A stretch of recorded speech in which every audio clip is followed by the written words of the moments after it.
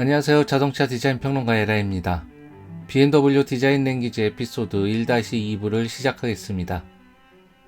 인간의 정신을 흔히 이성과 감성으로 나누죠. 지금부터 프로이트가 정신 분석학이란 신학문을 창시하며 인간의 심리와 정신을 분석했지만 가설일 뿐입니다. 심리학은 원인과 결과가 명확한 과학이 아닙니다.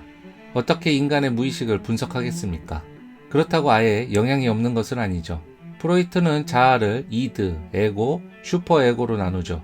슈퍼에고는 초자아로서 보편적 진리, 관습적인 도덕을 대표하는 신적인 존재이지만 이름에서 알 수 있듯이 에고에 슈퍼를 붙인 것뿐이니 에고의 범주에 넣어도 크게 상관은 없습니다. 이드는 에고의 반대 개념으로 윤리와 도덕의 제약을 받지 않는 본능을 일컫죠.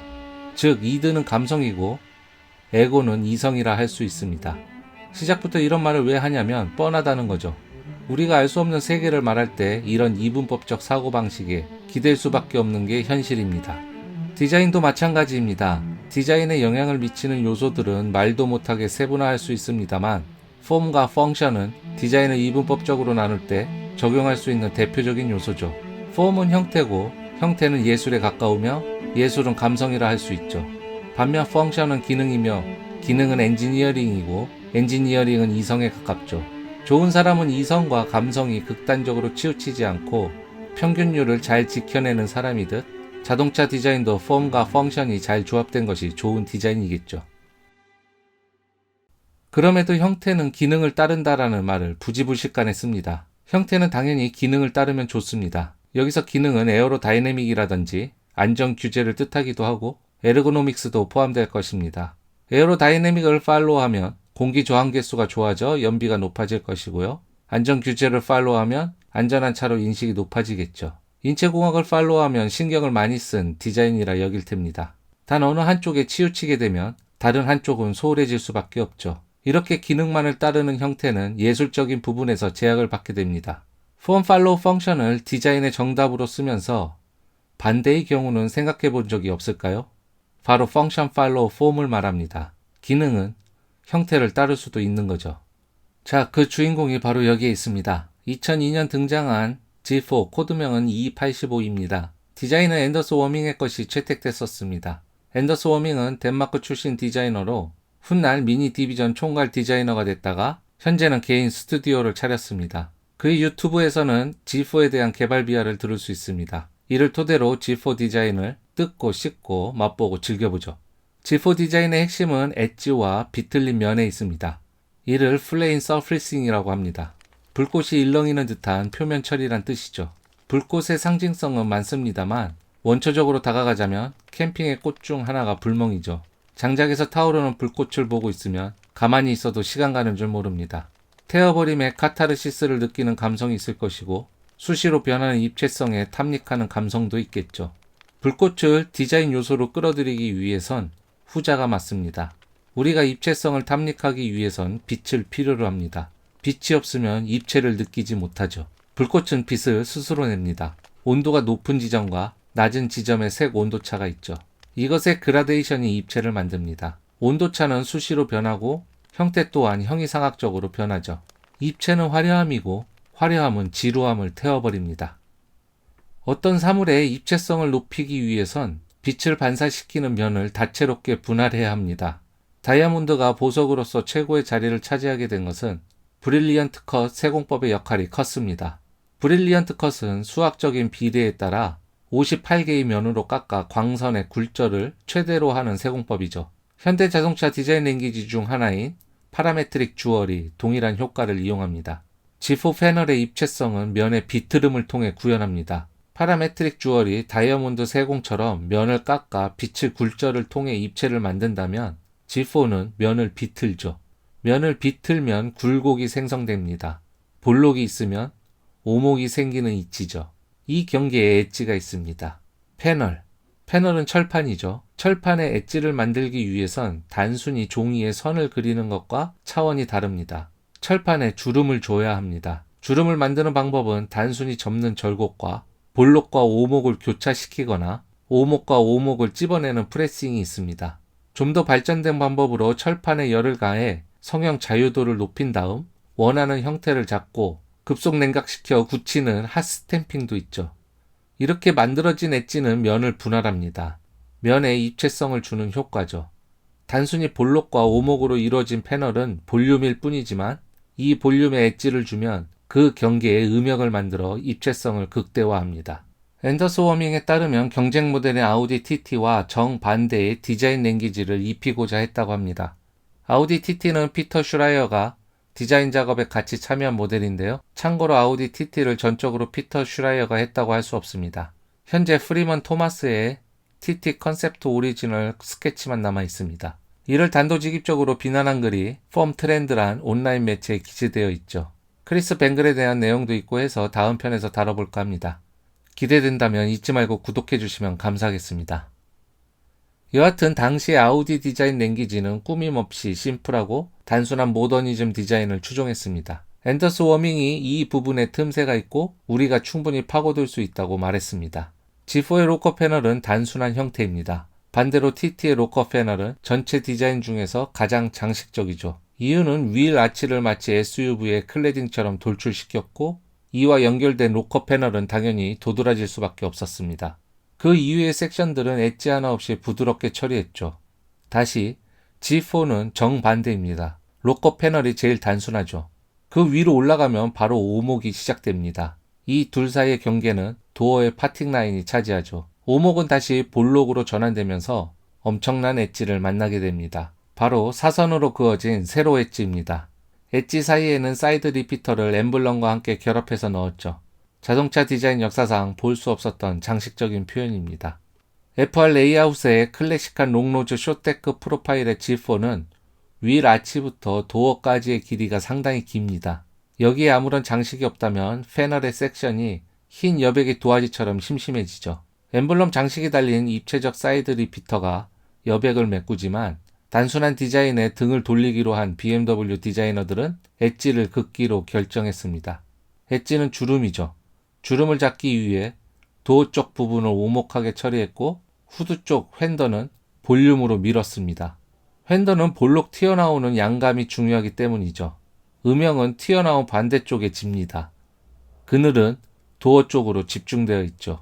최상단으로 올라가면 캐릭터 라인을 만드는 마지막 엣지가 있습니다.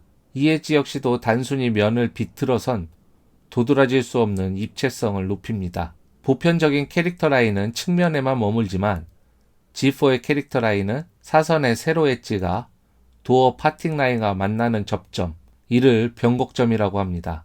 여기에서부터 비틀어집니다. 측면에서 상단으로 넘어가는 거죠.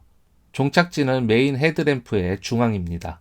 관념적인 디자인들에서는 캐릭터 라인은 측면에서 시작해서 측면으로 끝나고 여기에 또 후드만을 위한 캐릭터 라인을 덧댔었습니다. 하지만 G4는 측면의 캐릭터 라인이 휀더를 타고 넘어와서 정면에서 바라봐도 캐릭터를 형성하죠. 디자이너의 예술성이 엣지라는 요소에 응집되어 있습니다. 앤더스 워밍의 디자인을 보고 총괄 수석 디자이너였던 크리스 뱅글은 아주 좋아했다고 합니다. 그가 말하길 이것은 심포니야. 첼로가 있고 바이올린도 있고 그리고 몇 개의 트럼본이 있는 악보가 바디 측면을 따라 그려진 것 같아. 아니 불꽃의 하이라이트야. 바디 측면을 따라 움직이지. 풀사이즈의 클레이 모델이 완성되자 크리스 뱅글은 플레임 서페이싱이라 명명했습니다. 그리고 이 표현은 BMW의 디자인 랭귀지가 되죠. 앤더스 워밍은 영상의 마지막에 나의 아이디어를 현실화시켜준 크리스 뱅글과 팀장이었던 헨릭 피스커와 동료들에게 고마움을 표시했습니다. 엣지이자 캐릭터 라인인 플레임 서피싱은 그야말로 장식적이고 감성이고 예술적인 분야입니다. 기능적인 요소를 전혀 필요치 않죠. 대신 지금껏 없었던 획기적인 표현을 위해 새로운 엔지니어링을 필요로 합니다.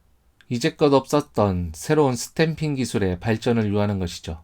이것이야말로 펑션 팔로우 폼입니다. 형태는 기능을 따라야 한다는 관념적인 주장을 뒤집어버리는 기존의 틀에 박힌 관념과 사상을 해체해버리는 디자인이 G4입니다. 이런 디자인을 가능케 하고 디자이너의 감성과 감각을 실현시키는데 열정과 노력을 바친 이가 바로 크리스 뱅글이죠. 이는 밀레니엄 시대 BMW 디자인의 어마무시함이었습니다. 앤더스 워밍은 플레임 서피싱의 영감을 프랭크 게리에서 찾았습니다. 프랭크 게리는 해체주의 건축가입니다.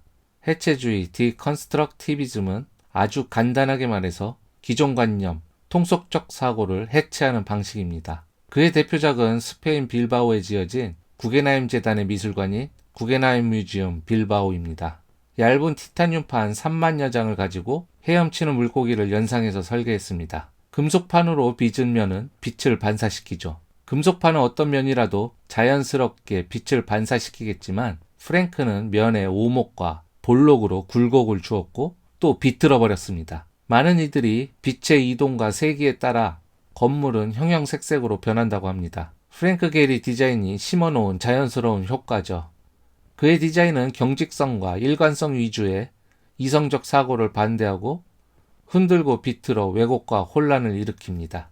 자동차 디자인에는 이성적 제약이 많습니다. 동적인 물체의 디자인이기에 그대로 서 있는 건축만큼의 디컨스트럭티브 디자인을 구현할 수 없죠. 그렇다고 포기한 채 아우디 TT와 같은 어쩌면 쉬운 랭귀지를 채택하는 게 편할 수도 있습니다. 하지만 크리스 뱅글은 원치 않았죠. 건축비가 어마무시하게 들어가고 실용성이라곤 1도 없는 프랭크 게리의 디자인은 진보적인 디자인의 가치를 느끼는 클라이언트가 없었다면 이 세상에서 빛을 보지 못했을 겁니다. 총괄 수석 디자이너가 바로 그런 역할입니다. 앤더스 워밍의 디자인이 스케치에서 머물지 않게 하죠. 비록 크리스 뱅글은 앤더스 워밍과 마지막 작업으로 진화 컨셉트를 내놓고 은퇴를 선언하지만 크리스 뱅글의 영향력은 BMW i 디비전까지 이어집니다. BMW i는 제로 이미션 비이클 시대를 대비하는 BMW의 디비전입니다. 서브 브랜드라고도 하죠. 런칭은 2011년으로 당시 브랜드를 새로 만들면서까지 전기차 개발을 하는 내연기관 브랜드는 없었습니다. 엄청나게 빠르고 또 독자적인 마케팅이었는데요. 그런 만큼 시장을 빠르게 선점할 줄 알았지만 BMW i 브랜드의 효율은 좀 아쉬웠습니다. 2013년 등장한 i3는 2020년 10월에 누적 판매량 20만 대를 돌파했지만 정작 작년 대비 판매량은 급감하고 있어 단종 수순에 들어갔습니다. 7, 8년 주기에 풀체인지가 도래해 모델 수명이 다하긴 했죠. 전기차의 가격과 효율은 모두 배터리가 차지하죠. 비싸고 무겁습니다. 그래서 i3는 스페이스 프레임을 가볍지만 비싼 CFRP로 만드는 혁신을 보여줬죠. 그러자 비싼 가격이 판매량의 발목을 잡고 말았습니다. 아울러 디자인마저도 지금껏 보여준 BMW와는 판이하게 달랐죠. 좁은 폭과 높은 전고는 시티 커뮤터 비이클 용도입니다. 아무래도 주행거리가 짧고 충전소를 필요로 하는 특성상 디자인 컨셉을 그리 잡은 듯 하지만 개인적으로는 실패했다고 봅니다. 왜냐하면 성공한 테슬라와는 정반대이니까요. 테슬라의 개발 컨셉의 키워드는 놀라운 성능의 스포츠성과 섹시한 디자인이 베이스입니다. 액면가 6천만 원이 넘는 BMW i3의 제로백은 7초대입니다. 19인치 휠을 끼워 스포티하고 좋은 스탠스를 가지고 있는 듯하지만 타이어 트레드가 뒤는 175mm이고 앞은 155mm입니다. 테슬라 모델 3의 스포츠카에 준하는 235mm에 비하면 모터사이클 수준입니다. BEV 개발 전략에 있어 테슬라와 BMW가 완전히 뒤집힌 거죠. BEV 대중화를 위한 테슬라는 스포츠카를 만들었고 스포츠카의 대중화를 위한 BMW는 퍼블릭카를 만든 셈입니다. i8는 플러그인 하이브리드 스포츠카 세그먼트에서 가장 많은 판매량을 올렸으나 등장한 지 6년밖에 지나지 않았음에도 단종됐습니다. 단종된 이유는 한 가지밖에 없겠죠. 판매량이 경영진의 기대치에 못 미쳤기 때문입니다. i8는 남들이 슈퍼카라 부르는 디자인에 준하는 수준입니다. 일단 도어가 버터플라이로 열리죠. 즉 모양새는 슈퍼카가 분명했습니다. 또 스포츠 성향을 지향하는 브랜드에서 출시했으니 기대가 대단했죠. 더군다나 BMW는 M1 이후에 멋들어진 슈퍼카 하나 없었습니다. 하지만 꽉 막힌 그릴에 M 대신 I 배지가 붙었으며 제로백은 겨우 4.4초에 우렁찬 배기음도 없었죠. 대신 리터당 14kg가 넘는 연비를 자랑했습니다. 당시 2억 가까운 돈을 지불할 재력 높은 소비자들이 찾는 건 연비 좋은 슈퍼카가 아니라는 걸 BMW만 몰랐죠. 그러나 디자인만은 남달랐습니다. 크리스 뱅글 곁에는 아주 훌륭한 디자이너들이 있었습니다. 리차드 김과 마리오 마이단지치입니다. 리차드 김은 2005년 합류해서 i3 디자인을, 마리오 마이단지치는 2006년 입사해서 i8 디자인의 모태가 되는 Efficient Dynamics 컨셉트 디자인을 했습니다. Efficient Dynamics는 형태를 해체하여 기능성을 높입니다. 여기서 기능성은 에어로다이내믹입니다. 에어로다이내믹을 높이기 위해 지금껏 해온 방식은 공기 저항을 높이는 형태를 제거해버리는 거였습니다. 그것도 부족하다면 스포일러나 디퓨저를 장착하는 식이었죠. 아주 적은 비용으로 최대의 효과를 내는 방식이죠. 아우디 TT가 그런 식입니다. 장식 없이 매끈한 면의 초기 디자인은 고속주행에서 피시테일 현상이 일어났습니다. 선택할 수 있는 해결책은 스포일러를 트렁크 리드에 다는 것뿐이었죠. 스포일러는 경주용차처럼 보이길 원하는 이들에겐 멋진 장식이었겠지만 미니멀리즘을 추구하는 랭귀지에선 사족스러운 표현입니다. 문맥상 필요없는 미사여구라는 거죠. 반면 i8는 패널에 패널을 레이어드 시켰습니다. 이너 패널이 있고 아우터 패널이 있죠. 이것의 구분은 컬러라이즈입니다. 이너 패널은 블랙 컬러고 아우터 패널은 다양한 바디 컬러입니다. 이너 패널과 아우터 패널 사이에는 공간을 띄어놔서 틈을 만들었죠. A 필러와 C 필러에 틈이 있습니다. 후드에서 시작해 A 필러에서 타고 올라온 바디 컬러의 아우터 패널은 C 필러를 타고 내려와서 리어 램프를 감싸며 비틀어지고 하단으로 떨어집니다.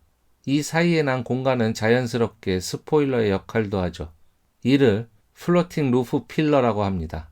또 측면은 거대한 에어 터널이 됩니다. 디에로와 도어 패널이 에어 터널 1이 되고 하단의 두툼한 로커 패널이 에어 터널 2가 되어 형태가 만들어내는 능동적인 에어로다이내믹의 기능을 합니다.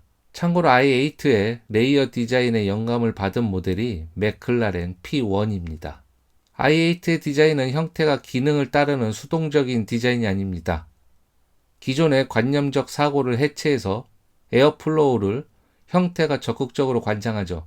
형태가 기능을 위해 예술적 신미성을 포기하는 디자인이 아닙니다. 표면 예술이면서 동시에 에어로다이내믹도 높아지죠. 형태가 이미 기능이 고민해야 할 문제를 풀어버렸습니다. 대신 기능에게 질문을 던지죠. 어떻게 형태를 구현할 것인가? 여기서 기능은 이너 패널과 아우터 패널을 어떻게 조립할 것인가 고민하는 역할로 이첩됩니다. 특히 리어램프 쪽의 아우터 패널을 어떻게 원피스로 비틀어 장착할 것인지에 대한 고민이 커집니다. 이것이 바로 Function Follow Form, 기능이 형태를 따른다가 되겠습니다. 2년 후 i8란 이름을 얻고 등장한 컨셉트는 전위적인 형태에 메스를 대 기능의 고민을 덜었습니다. 이 프로젝트는 한국계 미국인 리처드 김이 맡았죠. 프로덕션 디자인에 한 걸음씩 다가가는 과정입니다. 다시 2년 후 양산형으로 등장한 디자인은 도어 파트를 제외하고는 i8 컨셉트 디자인에 충실했습니다.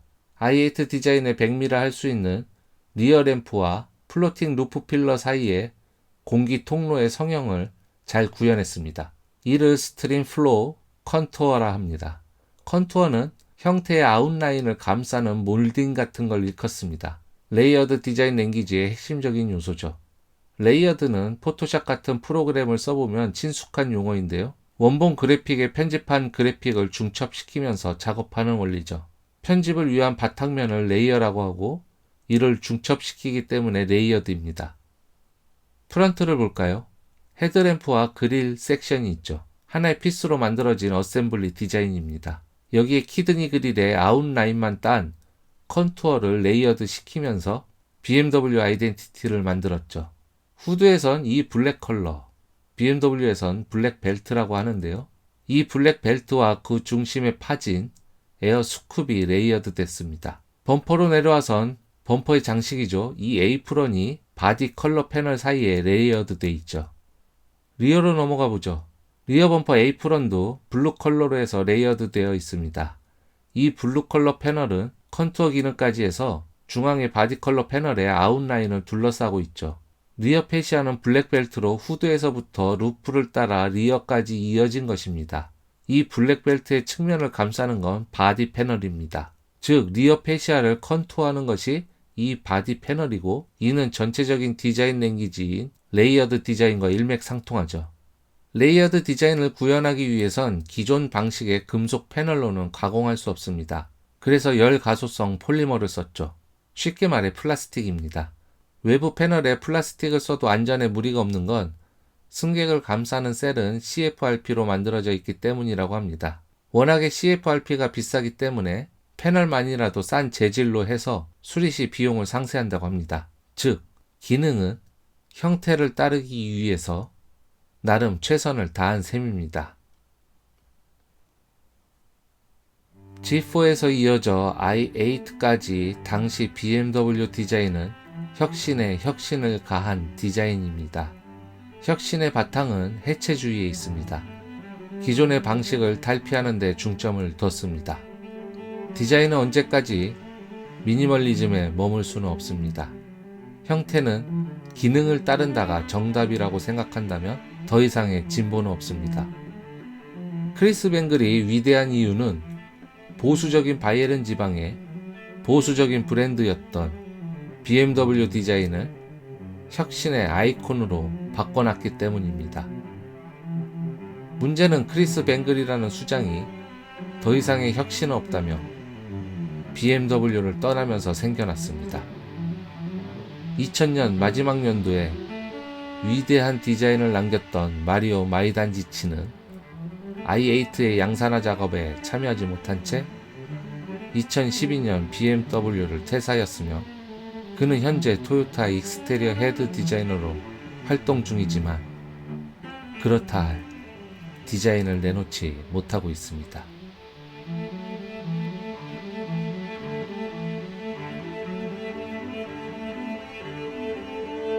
다음 편에서는 포스트 크리스 뱅글 시대의 디자인 랭귀지를 살펴보겠습니다. 시청해주셔서 감사합니다.